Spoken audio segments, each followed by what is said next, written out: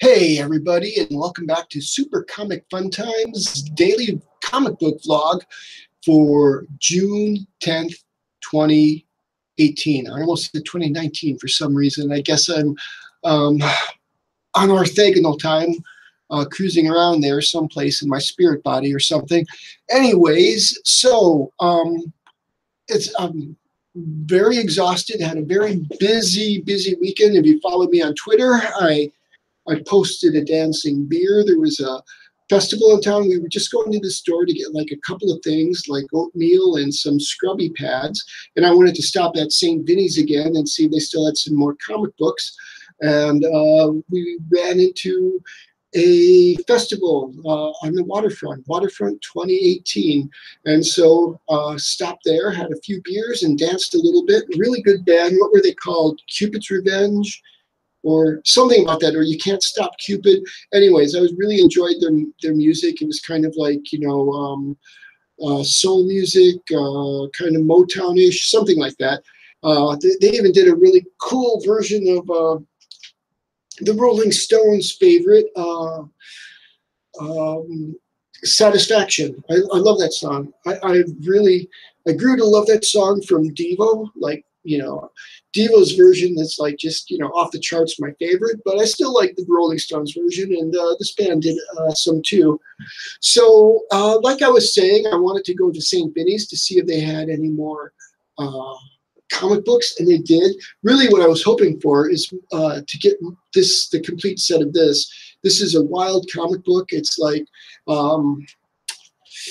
totally politically incorrect, has a bunch of hotties in it, both male and female, so there's something for everybody. But the guy, I guess his name is Girls. It's something like that. It's like some play on word. The humor is dumb. I just want to get a complete set of this because it's so politically incorrect, and I am just sick to death of political correctness. Yeah, I think we got to do away with the term toxic fandom, because collective guilt means nobody is guilty. So, there are people within any fandom who can be toxic. There are people within like any friendship that can be toxic. And you have to do your best with these people, especially, or, any workplace, to set your own boundaries. And so, yeah, my boundaries is there's no such thing as a toxic fandom. People are upset by things when they change radically, and that's understandable. You don't demean people because you want to replace the Hulk, the Bruce Banner Hulk, with some really boring guy who has to be told how smart he is like 20 times every other panel. It's like, nobody wants that. It's not diverse. It's not good. It's horrible. So anyways, I did get 40 books. Unfortunately, I didn't pay good enough attention, and I got a couple of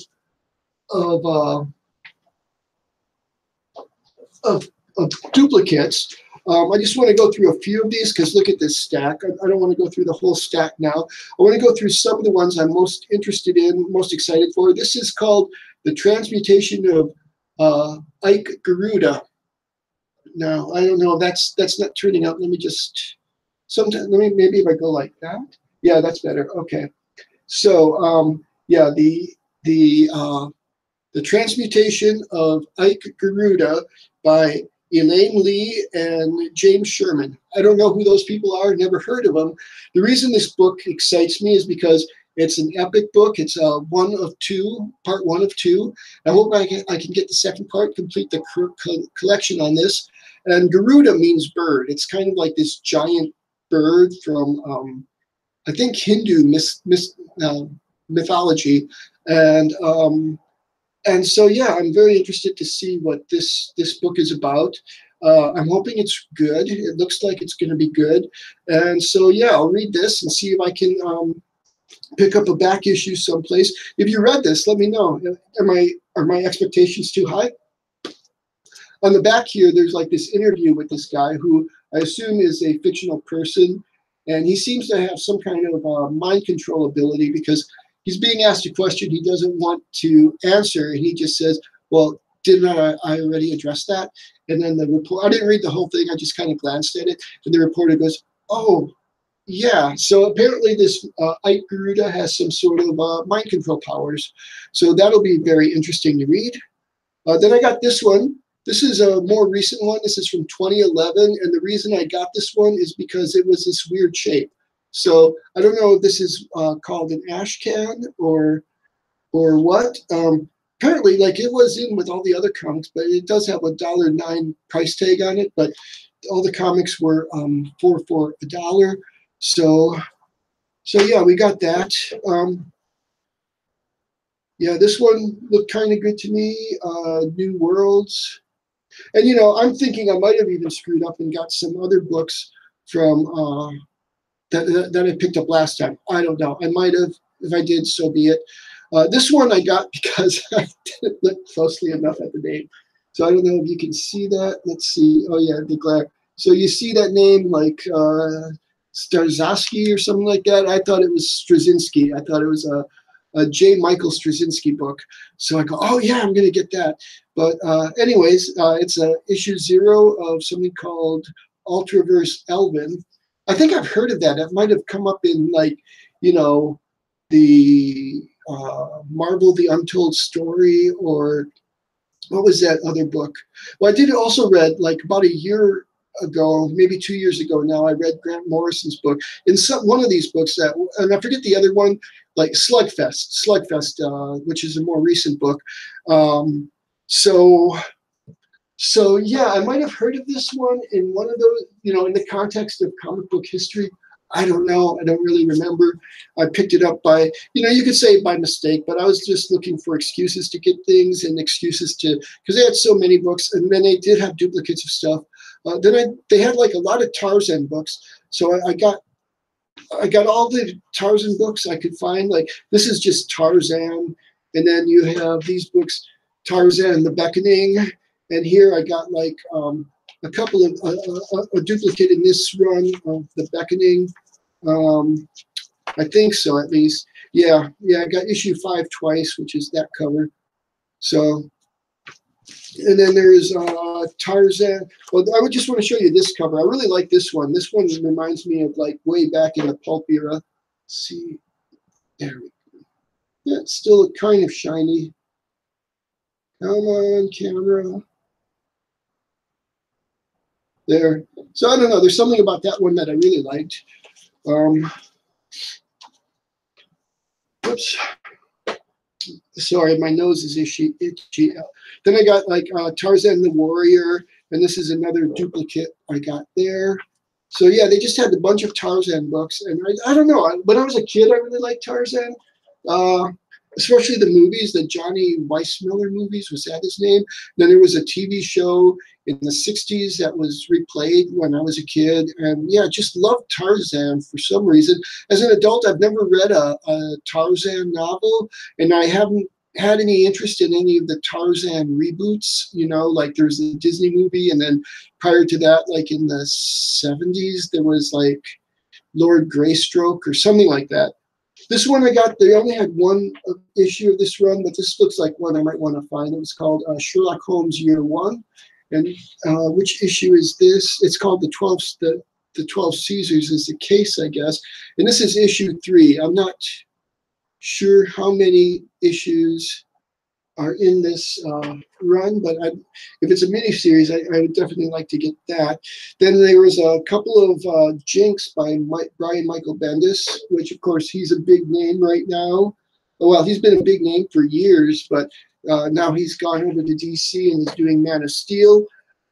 This is one where I don't know if I got these the last time or not, but just to be safe, I got them again, possibly. I got 2 issues of Dreadstar, Peter David, Ernie Collin, and Jim Starlin's Dreadstar. So they had 2 issues of that. You know, anything with Jim Starlin on it, I am buying because he's a fantastic writer. I'm reading the Infinity Gauntlet Prelude. It is so excellent. It is like, you know, it's like, so far it's just the Silver Surfer books. Then I got this book, Alien Legion. I don't know if it's tied in. I doubt it's tied into the Alien movies. It doesn't look like it is, but they had a couple of issues of that. So I guess I am going through these. This one I got, Dead World. just looked interesting. I like a little bit of horror every now and then.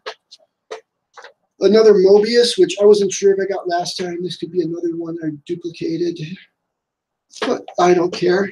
Then they had some Vertigos. This time, I don't think they had the Vertigos before. So they had a couple of issues of El Diablo. Let's see, it's a 4-issue miniseries, and I got 1, 3, and 4. So, oh no, well, 1, oh wait, yeah, it's probably how I got 2 issues of this, duplicates, is because, trying to shuffle these in my hand, blah, blah, blah. Then this one, Session 3, Metaphysique. I don't know what that's about, but, it looked good. Sometimes and I just decided to get $10 worth. I just decided to get like 40 issues. If I would have got less, I might have. Yeah, what is this one? Dreadstar. So, oh, this is actually a Marvel. No, it's Epic. Okay, yeah, covering up the logo there, but it's Marvel Epic. Then this one, Malibu, is another Jim Starlin. I think I got some breeds last time. This might be another one I duplicated. I should have really, taken a checklist. I was really just hoping that, The Trouble with Girls was there. I really wanted to get that. And then while I'm there, I just decided to, here, Idol. This one I got for spiritualistic reasons is I'm very fascinated with the lore of the Comte Saint Germain. So they had a couple of these issues called Saint Germain, and I got those. Then they had Countdown number 9. I haven't read this series yet. Oh, did I get another duplicate? I have to go back and look. It's like I got another Jinx here, and I think it might be a duplicate. So I am just all over the place with duplicates. I could have done a lot better. St. George. Oh, another Dreadstar. This is the first issue. So, I was just losing track of things while I was going through. I should, like I say.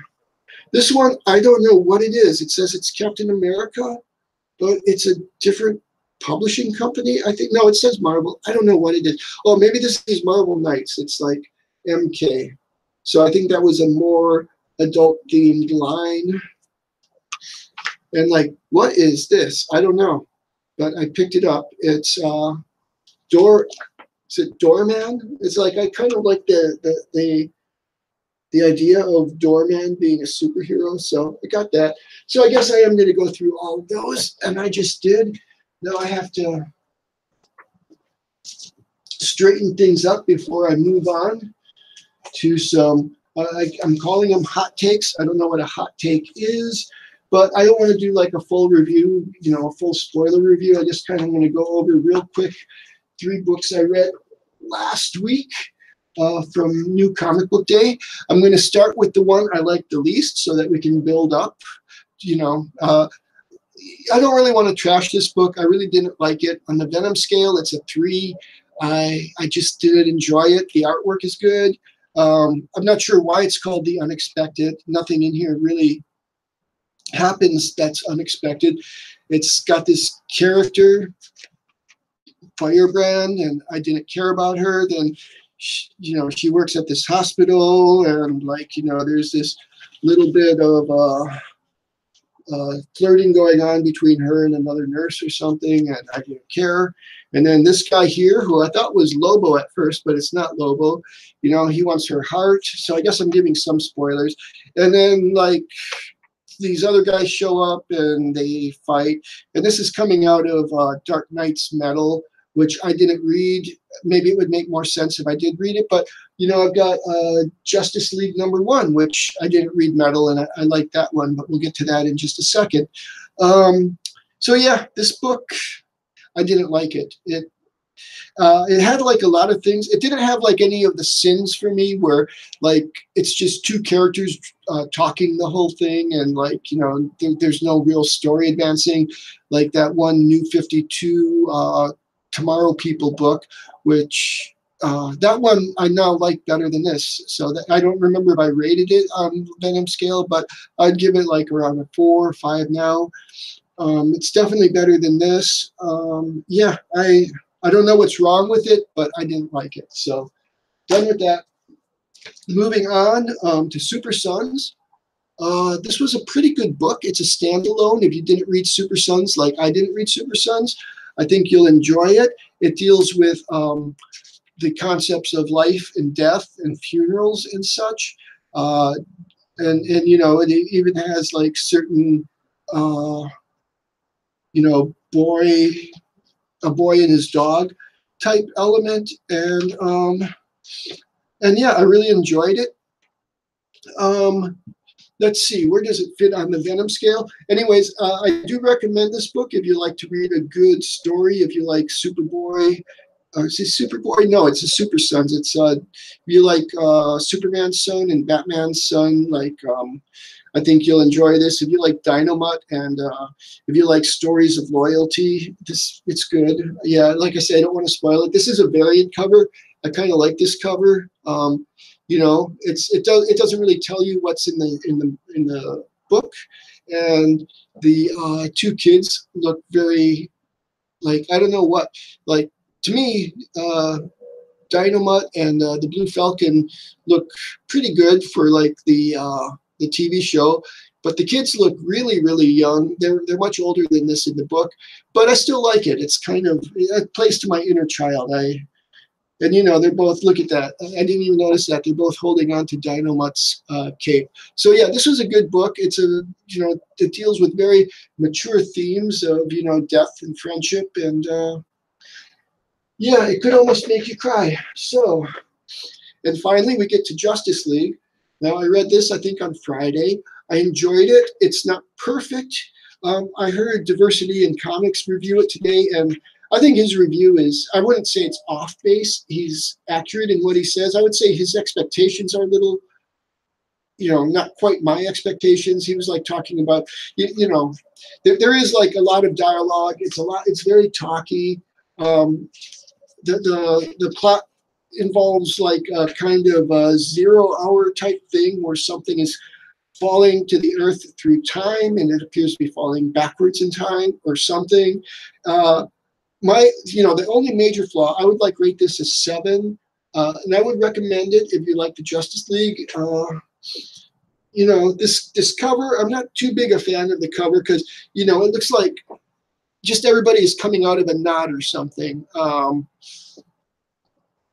don't know. Everybody is too clumped together. I would take the Man of Steel cover. Do I have that handy? It's like, okay, swap these covers.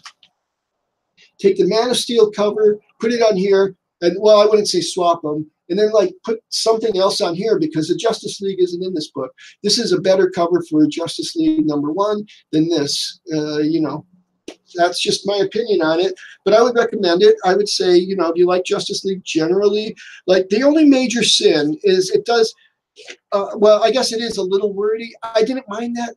I found the story complex and engaging. I was entertained by it. There are certain things, like some of the criticisms D&C had were, you know, they're kind of like in this mind state, and they've got 3 minutes to make a decision, but it seems to go on forever. But you know, to me, it was like a dream state, and in dreams, time just is not what it is in the normal state. So I didn't really mind that part. The only part I did mind is you have this whole part at the beginning. You know, the Justice League is saving the world once again, and while they're talking over their, but they're not really talking on the comm. They're kind of, Johns, the Martian Manhunter, is providing a link to everybody, and they're communicating to that. And they're doing this weird shtick where they're imitating Batman. Why? You know, people don't do that in real life. Now, if there had been a Batman movie that just came out in this universe, if they were doing like, if they had all just seen The Dark Knight, and they're doing Christian Bale's Batman, that might make sense. If they had like Clint Eastwood, you know, or you know, I don't even know who a strong male lead is these days in the movie. You know, maybe Star-Lord. If they were all doing Star-Lord, but you know, I mean, if it was a movie where there's the lead character was doing a voice, but to me, it didn't make any sense to be, and it was like, you know, it did kind of draw this out. It's like you kind of like had this thing where they're fighting this war on like, you know, 7 fronts or whatever. And so you kind of got that, but they're all like doing a Batman impersonation. It doesn't make sense because it's a very audio thing. And if you like hear it, then you get the joke. But in a comic book, you have to read it. And you don't know that they're imitating Batman until somebody says, oh, hey, you're doing a Batman impersonation. And then like, okay, let's do yours. It doesn't make sense. That's a thing for like a movie or an audio book. So that's my major criticism of the book is just like, you know, 2 pages. I slogged through it and I'm fine. And then I enjoyed the rest of the book. So, you know, you've got like, a lot of villains in here. You've got Lex Luthor. You've got what's his name? The immortal guy, Sutter Kane. That's Sutter Kane. Vandal Savage. You know, and then you have like a lot of location flipping. You do have like kind of a Star Wars movie where they're all in John John's mind, and they're trying to make this decision about whether they should destroy this thing that's about to crash into the Earth. But yeah, I don't know. I liked it. I recommend it. I'm gonna keep getting it. So, so yeah, it is wordy, but you know, if you don't like, I guess if you. You know, the only stuff I've really read by Scott Snyder is, you know, quite a bit of his New 52 Batman run, and I was fine with it. So if you like Scott Snyder, if you like the Justice League, I think you'll enjoy this. I'm giving it a 7 because it doesn't quite, you know, I still feel Venom breaks some new ground. I don't feel like anything I've read other than Venom breaks new ground. And I do feel like I did read the prequel to Infinity Gauntlets, like some of those issues, and those are just way excellent. Those are like way beyond the Venom scale because they're written at a time when there was more freedom of speech and talk, and you know, you didn't have to worry about who you're going to offend. And really, there's nothing offensive in it. It's just good storytelling. You know, I have the Infinity Siblings on digital, and I'll have to check that out to see if Jim Stalin is still like, you know, being as great a writer as he was back in 1990 or 91, whenever these Silver Surfer comics are from, and they are excellent. You know, if you can, like, I would highly recommend going out and finding those or getting that big case if you can afford it. That the Infinity Gauntlet slipcase. So yeah, I don't know, some really good stuff here. One really thing that didn't connect with me in a severe way. I guess I would say like the one that I didn't like, The Unexpected. It did take a bit to get through, and you know, I guess at the same time, it's not as it wasn't as hard to get through as those Wolverine books where. You know, the Search for Wolverine books where nothing happens, and I did like the second one better than the main one, but yeah, give me something, you know, give me, I'm investing my time and investing my money. Give me something interesting to read. And I think Scott Snyder did it. I think, let's see, who wrote this? I should give the credits. So Tomasi, yeah. It's like, I don't have all these guys on that. I've never been the fan who knows everybody, who knows everything. Oh, here we go. So Peter Tomasi and Ferdinando Pesarin with Auclair Albert, Gabe Tabe, Rob Lay, and then the cover is by Fernando Pesarin, Auclair Albert, and so let's look at this. Oh yeah, so yeah, I've got the. Oh, I don't know if this is the cover for all of them, like the variants. Romuald Fajardo Jr. So the variant cover. Okay, so Doug Mankey and Will Quintana did the variant cover. So I got the variant cover. I guess there's only one variant cover. It's hard to keep track with all of these variant covers these days. I guess it's been going on for a while, but I've only started reading new comic books a little while ago. Anyway, that's what I've got for today. What did you think of your haul last week? What didn't you get that you wanted to get? I didn't get the Immortal Hulk #1, so hopefully I'll pick that up this week. I don't know what else is coming out this week. I hope Plastic Man is. Yeah, just like when I was like looking for Peter Tomasi's name, yeah, I came across this again. To me, that looks good. I hope this is good. I want to get Plastic Man whenever that comes out. And of course, Man of Steel #3 should be out this week. And I think Justice League is going to be every 2 weeks, so we'll get Justice League #2. Now, if Justice League #2 doesn't go anywhere and it kind of bums me out, then I'll be done with it. But for right now, I think Justice League #1 is probably like the best one I read this week. You know, of course, this was back from 2 weeks ago. This was really good too. Can't go wrong with either one. What else did I read? I know, like I talked about stuff earlier in the week, but I don't have them here. I don't remember what I talked about. Anyways, I'm going to go ahead and wrap it up here. Have a great week. I'll talk to you. I have to cook. One of the reasons I'm doing this now is because I have to cook a chicken on the grill after work, so I don't think I'll have time to do a video. If I still got Spider-Man 800 to read. That thing is a monster. I've been kind of intimidated to start reading it because it's like 80 pages. So, you know, so yeah. So, and then, yeah, okay. Remember to like the video. Right down there? Good, I couldn't see. Subscribe, tell your friends, and have a super comic fun week. Talk to you later. Bye.